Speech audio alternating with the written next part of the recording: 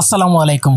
Pitch ঢালাই পথ থেকে এখনো শহীদের রক্তের গন্ধ যায়নি। স্বৈরাচার সরকারের পতন হয়েছে ঠিকই, আমরা হয়তো একটা স্বাধীন বাংলাদেশ পেয়েছি, কিন্তু যে সকল মা তাদের সন্তান হারিয়েছে তারা এখনো আহাজারি করছে। অনেক মা হয়তো এখনো তার সন্তানের রুমে গিয়ে দেখছে তার সন্তান আছে কিনা। এমনকি অনেক মা জানে তার সন্তান মারা গেছে, কিন্তু সে অপেক্ষা করতেছে বিশ্ববিদ্যালয় থেকে তার সন্তান ফিরবে। কিন্তু না, বিশ্ববিদ্যালয় থেকে আর কখনো তার সন্তান ফিরবে না। আমরা নতুন একটি বাংলাদেশের দিকে যাচ্ছি, আমরা নতুন একটি বাংলাদেশ বিনির্মাণের দিকে আগাচ্ছি। যে ছাত্র রাজনীতির বলি হয়ে আমার সাধারণ ছাত্র ছাত্রী ভাই বোনেরা রক্ত দিয়েছে, জীবন দিয়েছে, সেগুলো যাতে নিয়ার ফিউচারে বা অদূর ভবিষ্যতে আর না হয়, সেই সকল বিষয়েও আমাদের লক্ষ্য রাখা উচিত। তাই রাষ্ট্র সংস্কারের প্রশ্নে আমাদের অবশ্যই এমন কিছু আইন পাশ করতে হবে যাতে আমরা এরকম রক্তাক্ত পরিবেশ বাংলাদেশের কোনো বিশ্ববিদ্যালয়ে কোনো শিক্ষা প্রতিষ্ঠানে না দেখতে হয়। গোটা দেশ সংস্কারের পাশাপাশি যেমন আইন সংস্কারের প্রয়োজন আছে, যেমন সংবিধান সংস্কারের প্রয়োজন আছে, তেমনিভাবে সংবিধান সংস্কার করে হোক অথবা নতুন আইন পাশ করে হোক বাংলাদেশের সকল শিক্ষা প্রতিষ্ঠান থেকে ছাত্র রাজনীতি নিষিদ্ধ করা হোক। শুধুমাত্র ছাত্র রাজনীতি নিষিদ্ধ করলেই হবে না, বিশ্ববিদ্যালয় থেকে একটা হাই স্কুল পর্যন্ত অর্থাৎ বাংলাদেশের টোটাল শিক্ষা ব্যবস্থায় কোনো ছাত্র রাজনীতি থাকবে না এবং লাল কালি দিয়ে হাইলাইটেড করে দিতে হবে কোনো লেজুর ভিত্তিক ছাত্র রাজনীতি থাকবে না। সেটা হোক জামাতের, সেটা হোক বিএনপির, সেটা হোক ছাত্রলীগের, কোনো লেজুর ভিত্তিক ছাত্র রাজনীতি বিশ্ববিদ্যালয়গুলোতে থাকা চলবে না। এখানে আমি একটি কথা স্ট্রংলি বলতে চাই, বাংলাদেশের স্বাধীনতার পর থেকে কোনো বিশ্ববিদ্যালয়ে কোনো ধরনের ছাত্র রাজনীতি ছিলই না। ছিল ছাত্র রাজনীতির নামে সন্ত্রাসী, ছিল ছাত্র রাজনীতির নামে চাঁদাবাজি, ছিল ছাত্র রাজনীতির নামে লুট, ছিল ছাত্র রাজনীতির নামে খুন, ছিল ছাত্র রাজনীতির নামে ধর্ষণ, ছাত্র রাজনীতির নামে ছিল শিক্ষকদের অপমান অপদস্থ করা। বিশ্ববিদ্যালয়গুলোতে ছাত্র রাজনীতির সুফল কখনো দেখা যায় নাই, বরং বয়াল থাবাগুলো বারবার আমাদের সামনে উঠে এসেছে। বয়াল সব র্যাগিং এর কর্মকাণ্ড আমাদের সামনে উঠে এসেছে। ছাত্র রাজনীতির সুফল কুফল, কে কোন টাইমে কত খারাপ ছাত্র রাজনীতি করছে, এগুলোর জন্য স্ট্র্যাটেজিক্যাল ডাটার প্রয়োজনই নাই আমি মনে করি। কারণ আমরা তো ভুলে যাই না, মাত্র কয়েকদিন আগে জাতির শ্রেষ্ঠ সন্তান আবরার ফাহাদকে সরকার দলীয় গুন্ডা যারা ছাত্র রাজনীতির নামে আশ্রয় নিয়েছিল, তারা শুধুমাত্র ভারতের সমালোচনা করার কারণে তাকে কত নির্মম ভাবে হত্যা করে পৃথিবী থেকে বিদায় করছে। সো এরকম ছাত্র রাজনীতি বুয়েটে যখন নিষিদ্ধ হয়, সে একই ছাত্র রাজনীতি আমরা আর বাংলাদেশের কোনো বিশ্ববিদ্যালয়ে চাই না, সেটা যে কোনো দলেরই হোক। আবরার ফাহাদের স্মৃতি হয়তো অনেকের মাথা থেকে চলে যাবে, কারণ আমরা শুধুমাত্র আবরারের নির্যাতিত দেহটা আমাদের সামনে দেখতে পারছি। কিভাবে আবরার ফাহাদকে পিটিয়ে কিভাবে নির্যাতন করে হত্যা করছে সেটা কিন্তু আমরা দেখি নাই। কিন্তু এই তো মাত্র 8 থেকে 10 দিন আগে, যেটা আমরা ভুলে যাওয়ার কথা নয়, দেশীয় অস্ত্রশস্ত্র থেকে শুরু করে আগ্নেয়াস্ত্র দিয়ে পর্যন্ত সাধারণ শিক্ষার্থীদের উপর কি রকম বর্বর অমানসিক পশুর মতো নির্যাতন করেছে সেটা বাঙালি ভুলে যায় নাই।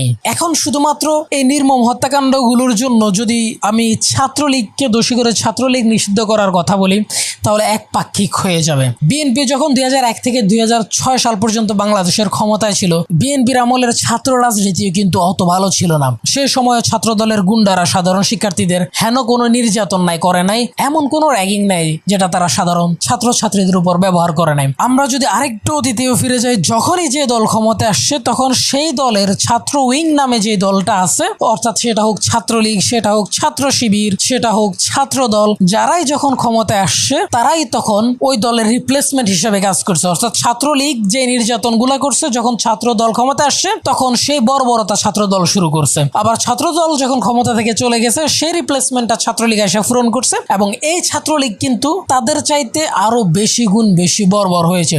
সো পরবর্তীতে আমরা জানি কোন সরকার ক্ষমতায় আসবে, যেহেতু আমরা এখনো বিকল্প দেখতে পারছি না, সেই সরকার ক্ষমতায় আসলে ছাত্রলীগের রিপ্লেসমেন্ট তারা হয়ে উঠবে। তারা যে ছাত্রলীগের চাইতে 1000 গুণ বেশি বর্বর হবে না, সেই গ্যারান্টি কি কেউ দিতে পারবে? বাংলাদেশের সকল ছাত্রকে, সকল মেধাবী ছাত্রকে তাদের অধিকার ফিরিয়ে দেওয়ার জন্য হলেও বাংলাদেশের সকল বিশ্ববিদ্যালয় থেকে ছাত্র রাজনীতি নিষিদ্ধ করতে হবে। কারণ যে হল বাণিজ্য হয়, কারণ যে সিট বাণিজ্য হয়, একটা গণরুমে 600 700 800 900 স্টুডেন্ট শুয়ে থাকে এক জায়গায়, যেখানে একজন ঘুমাইতে কষ্ট হয় সে জায়গায় 2 জন করে ঘুমায়, এসব ছাত্র রাজনীতির কারণে। পড়ার টেবিল থেকে যে ছেলেটা নিজেকে সার্ভ করবে, নিজের জাতিকে সার্ভ করবে, তাকে পড়ার টেবিল থেকে তুলে নিয়ে গিয়ে মিছিলে নিয়ে যাচ্ছে তার অনিচ্ছা সত্ত্বেও সেই রাজনীতি আমরা বিশ্ববিদ্যালয়গুলোতে দেখতে চাই না। এবারের কোটা সংস্কার আন্দোলন পরবর্তীতে রাষ্ট্র সংস্কার আন্দোলনে যেটা পরিণত হয়েছে, সেখানে ঢাকা বিশ্ববিদ্যালয় কিংবা বিভিন্ন বিশ্ববিদ্যালয় থেকে আমরা ছাত্রছাত্রীদের বিভিন্ন রকমের উদ্বেগ দেখতে পাই, যেখানে তারা তাদের বিশ্ববিদ্যালয়ে সন্ত্রাসী কর্মকাণ্ড অর্থাৎ ছাত্রলীগের উইং এর সাথে যারা জড়িত তারা মেধাবী হলেও তাদেরকে বহিষ্কার করেছে। এরকম হাজার হাজার লিস্ট আপনারা ফেসবুকে দেখেছেন, সো আমি নতুন করে আর এখানে অ্যাড করলাম না। এই জায়গাগুলোতে আমি দেখেছি এমন কিছু কিছু স্টুডেন্ট আছে যারা ফার্মেসি বিভাগের টপ, বায়োকেমিস্ট্রি বিভাগের টপ, যারা সিএসসি বিভাগের টপ, বা যারা ত্রিপলির টপ, বা যারা ইংলিশের টপ।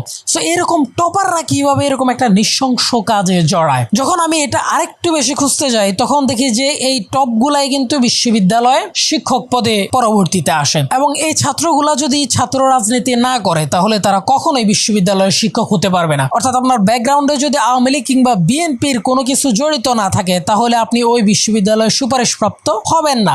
সেখানে সে শুধুমাত্র তার মেধা দিয়ে চাকরি পাচ্ছে না, এজন্য তার অনিচ্ছা থাকলেও অনাগ্রহ থাকলেও শুধুমাত্র চাকরির জন্য, শুধুমাত্র বিশ্ববিদ্যালয়ের সে শিক্ষকতা করার জন্য হলে এরকম নৃশংস কাজের সাথে জড়িত হচ্ছে। এখন আমরা যদি এই ব্যবস্থা ভেঙে দিতে পারি তাহলে নেক্সট প্রজন্মে, নেক্সট জেনারেশনে কেউ আর এরকম গুন্ডামি বাটপারের সাথে জড়িত হবে না। সে শুধুমাত্র তার পড়ালেখায় ফোকাস করতে পারবে, সে শুধুমাত্র দেশ ও জাতিকে সার্ভ করার জন্য কাজ করতে পারবে। আমি এরকম আরো অসংখ্য প্রমাণ দিতে পারবো, যেখানে ধরেন আমি একজন, আমার সাথে আরেকজন আছে, বাট সে আমার চাইতে বেশি মেধাবী, কিন্তু আমি তার চাইতে 10 গুণ কম মেধাবী হওয়া সত্ত্বেও আমি বিশ্ববিদ্যালয়ে চাকরি পেয়ে গেছি, কারণ আমি হচ্ছে বিশ্ববিদ্যালয়ে রাজনীতি করি। যে দল ক্ষমতায় আছে ওই দলকে আমি সার্ভ করতেছি, ওই দলের আমি দালালি করতেছি, ওই দলের এজেন্ডা বাস্তবায়ন করতেছি, এই জন্য আমার চাকরি হয়ে যায়। 1990 সালের পর থেকে এই ঘটনাগুলো হয়ে আসছে। তো সেখান থেকে কতক্ষণ মানুষ নিজেকে সৎ রাখতে পারে? এই জন্য আমাদের সকল ধরনের লেজুর ভিত্তিক রাজনীতি সহ সকল ধরনের ছাত্র রাজনীতি বিশ্ববিদ্যালয়গুলো থেকে নিষিদ্ধ করতে হবে। এমনকি আমি এটাও মনে করি ছাত্র রাজনীতির পাশাপাশি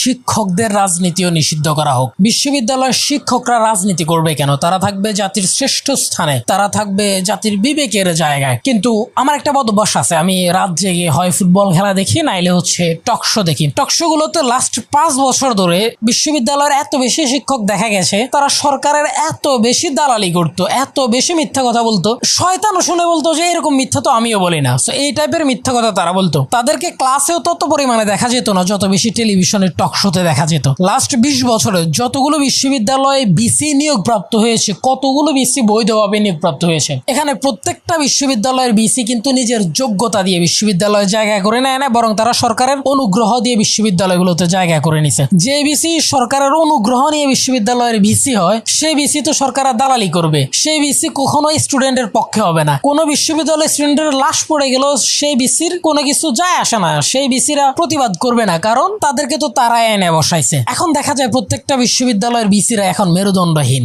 এবং এরা এত বেশি দালাল, বেশিরভাগের এবার চাকরি থাকবে কিনা সেটাও সন্দেহ। রাজনীতি করা মানুষের গণতান্ত্রিক অধিকার আছে, তবে বিশ্ববিদ্যালয়ের শিক্ষকদেরকে রাজনীতি থেকে নিষিদ্ধ করা হবে নাকি তাদেরকে রাজনীতিতে রাখা হবে, এই জিনিসটা আইনগতভাবে যদিও সিদ্ধান্ত নিতে সমস্যা থাকে, সেই সিদ্ধান্তটা নিতে হবে আমাদের পলিটিশিয়ানদের। তারা বিশ্ববিদ্যালয়ের বিসিদেরকে রাজনীতিতে নিয়ে আসবেন নাকি যে যোগ্যতার ভিত্তিতে যার যোগ্যতা বেশি তাকে বিশ্ববিদ্যালয়ের ভাইস চ্যান্সেলর হিসেবে রূপ দিবেন। এবং আমার কাছে মনে হয় যে বাংলাদেশের সকল বুদ্ধিজীবী বা বাংলাদেশের টপ লেভেলের যেই শিক্ষকগণ আছেন তারা সরকারের যদি কোনো সমালোচনা করেন, সর্বোচ্চ লেভেলের শিক্ষকদের সমালোচনা সহ্য করা উচিত, এবং সেই সমালোচনা গ্রহণ করে সেটাকে কিভাবে সমাধান করা যায় তাদেরকে প্রতিপক্ষ না ভেবে, তাহলে কিন্তু আমরা একটা সুস্থ বাংলাদেশ পাবো। এবং শিক্ষাগত যোগ্যতার উপর ভিত্তি করে যদি বিশ্ববিদ্যালয়গুলোতে শিক্ষক বিসি নিয়োগ দেওয়া হয় তাহলে আমার মনে হয় না যে কোনো ছাত্র রাজনীতি করবে, বা কোনো শিক্ষক বিসি বা তার প্রমোশনের জন্য আর রাজনীতি করার প্রয়োজন আছে, বা তারা কোনো দলের দালালি করবে না। বাংলাদেশে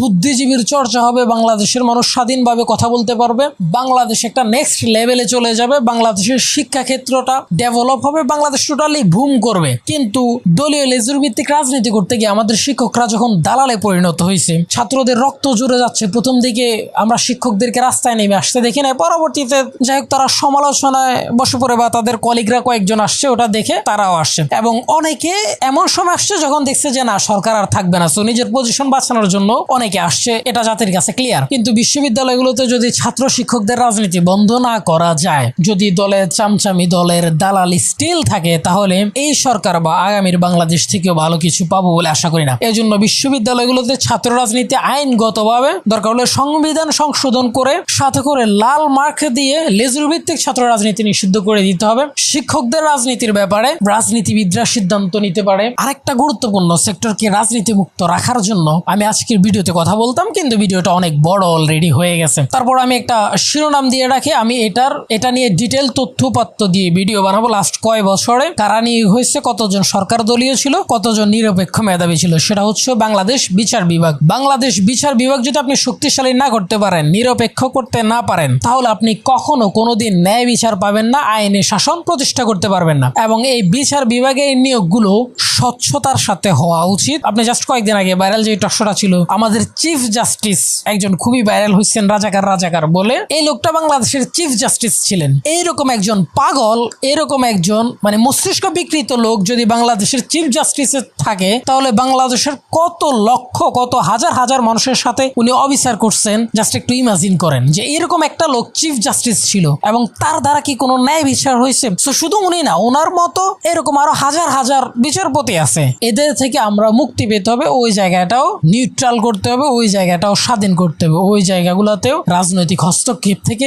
বেরিয়ে আসতে হবে। এবং ওইটা নিয়ে আমি একটা ডিটেল ভিডিও বানাবো। যাই হোক, এতক্ষণ যত কিছু নিয়ে আলোচনা করেছি সবকিছু আমার ব্যক্তিগত মতামত। এই রেভলিউশন আমার জেনারেশন দ্বারাই সম্পাদিত হয়েছে এবং আমিও এই জেনারেশনের অংশ। আমার জেনারেশনের প্রত্যেকটা ছেলে, প্রত্যেকটা ইয়াং ছেলে ফেসবুকে দেখবেন তারা নতুনত্ব চাচ্ছে, নতুন ভাবে চিন্তা করছে, নতুন ভাবে নতুন জায়গা পরামর্শ দিচ্ছে, আগামীর বাংলাদেশ কেমন হবে নিজেরা সেটা এক্সপ্রেস করতেছে। সো সেই জায়গা থেকে আমার যদি একটা প্ল্যাটফর্ম আছে কথা বলার, আমি আমার জায়গা থেকে শেয়ার করলাম আমি কেমন বাংলাদেশ চাই, আমি কেমন শিক্ষা ব্যবস্থা চাই। যদিও শিক্ষা ব্যবস্থা নিয়ে আলাদাভাবে আবার কথা বলতে পারবো। জাস্ট বিশ্ববিদ্যালয়গুলো আমি রাজনীতি মুক্ত চাই, আমার বিচার বিভাগ আমি রাজনীতি মুক্ত চাই। আমি আমার শিক্ষকদেরকে দালালি করতে দেখতে চাই না, আমি দেখতে চাই আমার শিক্ষকরা ন্যায়ের পথে আসে, তারা দেশকে সামনের দিকে আগায় নিচ্ছে, তারা আগামী প্রজন্মকে সঠিক পথ দেখাচ্ছে, যেন আমরা গর্ব করে বলতে পারি উনি আমার শিক্ষক ছিলেন, আমি তার ছাত্র ছিলাম। ধন্যবাদ সবাইকে। মা মাটি দেশকে ভালোবাসুন। আল্লাহ হাফেজ।